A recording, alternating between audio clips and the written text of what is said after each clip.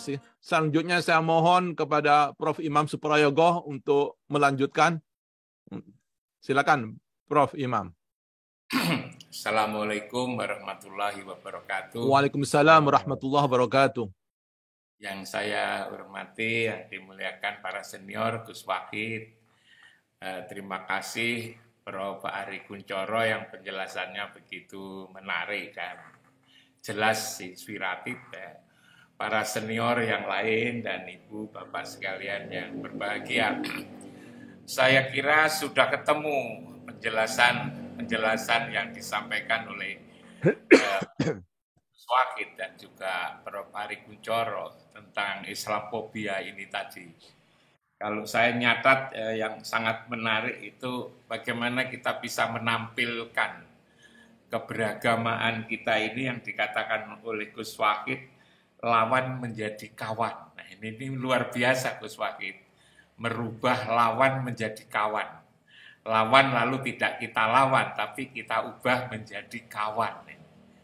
Lalu Gus Wahid tadi mengatakan karakter Muhammad yang sedemikian lembut, yang sedemikian santun, kasih sayang, ternyata bisa mengubah watak perilaku kafir Quraisy yang keras, yang ganas, itu bisa berubah. Umar bin Khattab yang sangat kasar kayak gitu, anaknya saja dibunuh hidup-hidup, masukkan liang lahat hidup-hidup gitu kan. Itu lalu menjadi sahabat. Ini luar biasa itu menurut hemat saya. Hanya lalu kemudian pertanyaannya adalah gimana ajaran Islam kita ini? Jangan-jangan ajaran Islam kita ini lebih banyak pada syariah, pada hukum. Apa saja ditanya hukumnya apa, gitu kan. Nah, kurang diimbangi dengan tasawufnya itu, dengan hati. Agar kita bisa menjadikan lawan, jadi kawan, lalu lembut itu kan hati. Kalau hati itu sesungguhnya harus diperkaya tasawufnya. Hakikatnya, esensi Islam saya kira yang perlu dikembangkan ini ke depan.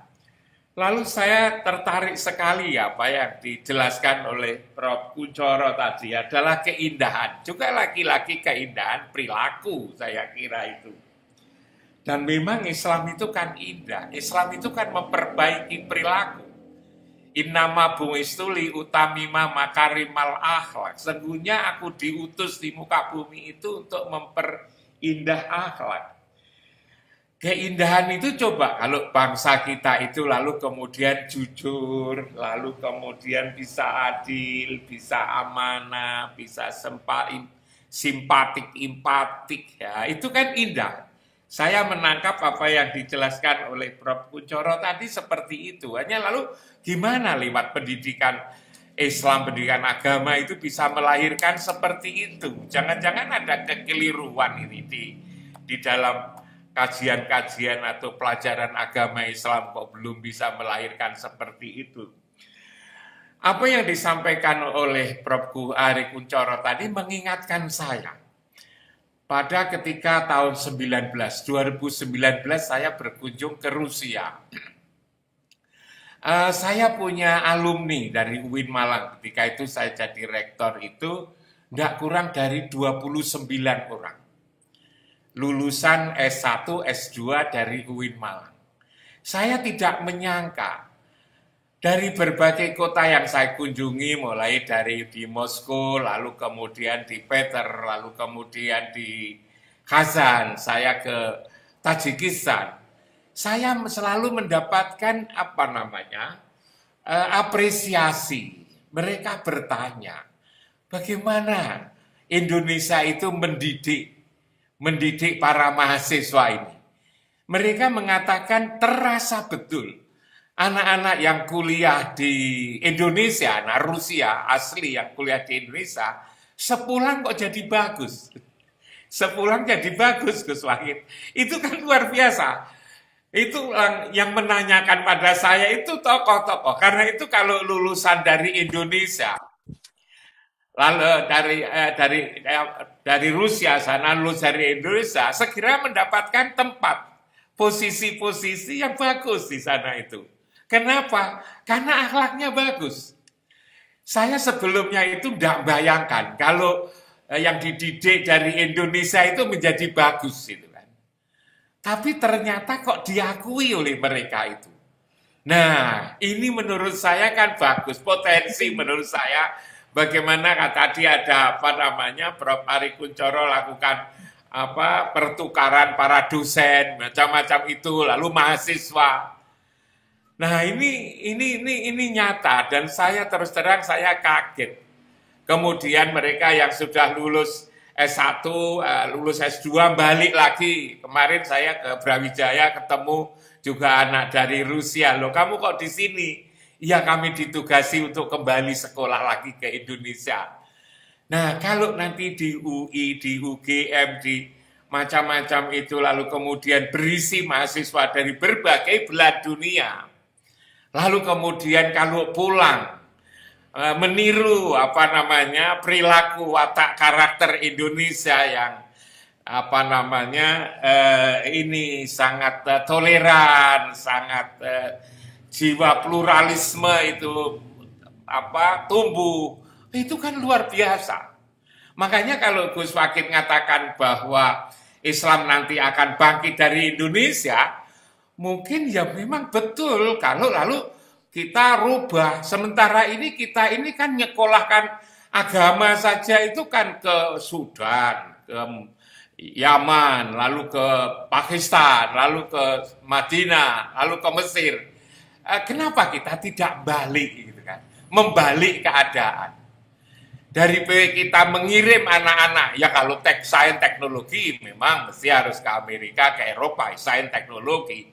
Tapi kalau hanya belajar ilmu-ilmu yang seperti yang saya sebutkan tadi, misalnya agama, mengapa kita tidak mengundang mereka itu belajar di Indonesia untuk mengenalkan Indonesia, bahwa di Indonesia itu sesungguhnya mampu untuk membuat dari orang jahat, orang baik menjadi orang baik, menjadi santun dan seterusnya itu. Ini yang selalu saya pikirkan setelah saya berpengalaman didatangi anak-anak yang belajar waktu itu di kampus saya, padahal kampus saya ini kan kampus junior kan, belum senior. Kalau yang senior itu nanti kan lebih laku lagi, lebih memiliki daya tarik lagi.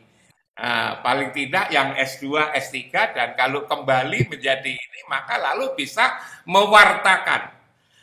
Dan dengan banyaknya orang-orang mahasiswa asing, maka lalu kemudian juga anak-anak kita juga berusaha untuk bagaimana menampilkan perilaku sehari-hari menjadi lebih baik.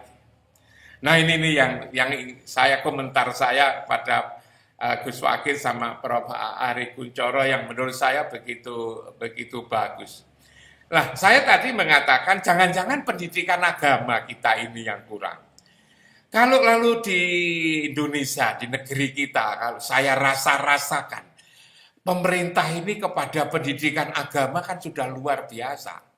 Di Indonesia ini ada 57 perguruan tinggi Islam yang berstatus negeri.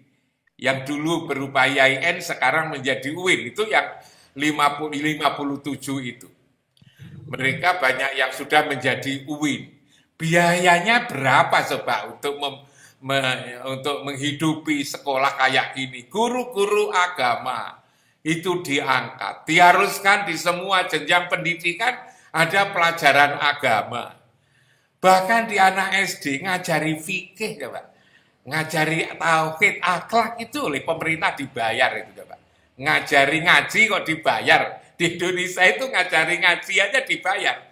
Tapi kemudian keadaannya kayak gini. Ini yang salah itu siapa? Jangan-jangan yang salah itu agamawannya sendiri, tokoh-tokoh agama. Walaupun kalau dibilang salah juga marah gitu. Gus Wakid itu, tapi barangkali perlu koreksi-koreksi. Nah, agama ini memang berbeda sesungguhnya dengan sains dan teknologi. Kalau sains teknologi semakin lama itu semakin maju, semakin berkembang. Rupanya agama itu makin lama ditinggal pembawanya. Rasul itu bukan makin jelas, makin tidak jelas. Nah, lihat itu. Memang yang bagus itu adalah zamannya Rasul, zamannya sahabat, zamannya tabi'in. Mestinya dengan kampus-kampus pelajaran agama itu semakin bagus, tetapi makin tidak. Orang makin berpecah belah.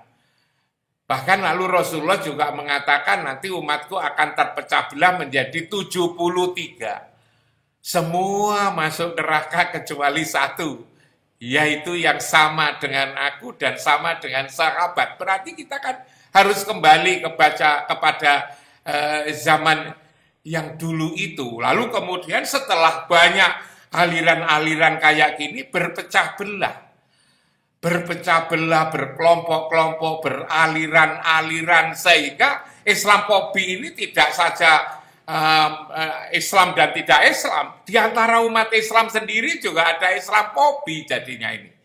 Ini kan menggambarkan bahwa ini menjadi semakin jauh Gus Wakid. Karena itu barangkali mencari esensi, mencari isi sesungguhnya yang mendasar dari agama itu apa, itu menurut saya menjadi sangat penting. Lalu kemudian yang terakhir, memang dalam agama itu tidak bisa rasanya ya. Lalu kemudian kita tidak memohon kepada Allah. Prof. Ari tadi mengatakan dari yang di atas ya kan. Gus Wakid juga selalu mengakhiri dengan doa gitu kan. Setiap penjelasan Gus Wakid kan diakhiri dengan doa. Bahwa memang ketenangan hati agar lalu kemudian tidak saling benci-membenci itu memang berasal dari Allah. Di surat Al-Fat ayat 4 itu dikatakan Gus Wakid, huwallazi anzala sakinata fi qulubil mu'minin. Sesungguhnya Allah itu menurunkan kedamaian hati, kesejukan hati. Itu adalah anzala sakinata kepada hati kaum mukmin itu kan. Jadi kedamaian itu sebetulnya dari Allah. Karena itulah maka selain usaha, kekuatan doa itu lalu kemudian menjadi penting kalau kita ingat wallazi anzala sakinata fi qulubil mu'minin liyazdadu imanam ma'a imanihim dan seterusnya itu berdoa. Kita tidak bisa lepas soal-soal hati ini adalah urusan Allah itu. Karena itu usaha-usaha ini memang harus dibarengi dengan bagaimana kita memohon kepada Allah. Saya kira itu Gus Wakid. Terima kasih sekali. Sedikit yang bisa saya sampaikan, mudah-mudahan bisa dijadikan sebagai bahan renungan dan bahan pertimbangan. Assalamualaikum warahmatullahi wabarakatuh. Waalaikumsalam warahmatullahi wabarakatuh.